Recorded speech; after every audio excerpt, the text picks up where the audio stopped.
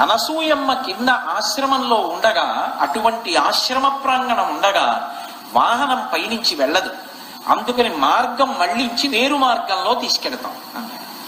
అలా తీసుకెళ్ళండి అన్నారు. ఎవరివి? సామాన్యులు కారు. సృష్టికర్త అయిన బ్రహ్మగారి హంసవాహనం, స్థితికర్త అయిన శ్రీ మహావిష్ణువు యొక్క గరుత్మంత వాహనం, ప్రళయకర్త అయినటువంటి పరమశివుని యొక్క వృషభ వాహనం ఆ ఆశ్రమం నుంచి దాటి వెళ్ళలేక ఆగిపోయి పక్క నుంచి వెడితే ముగ్గురు మూర్తులు మాట్లాడుకున్నారు. ఏమి మహాపతివ్రత కింద ఈమె పాతివ్రత్యాన్ని పరీక్షిద్దామన్నారు. ఈ మాట మీరు చాలా జాగ్రత్తగా అర్థం చేసుకోవాలి. సాధారణంగా మీకు పౌరాణిక భాషలో ఈ మాట ఉంటుంది, ఆమె పాతివ్రత్యాన్ని పరీక్షిద్దామని. పాతివ్రత్యాన్ని పరీక్షిద్దాము అన్న మాటకి అర్థం ఆవిడ్ని ఏదో ఇబ్బంది పెడదాము అని భావన చేయకూడదు. ఆమె ఎంతటి యోగ్యురాలు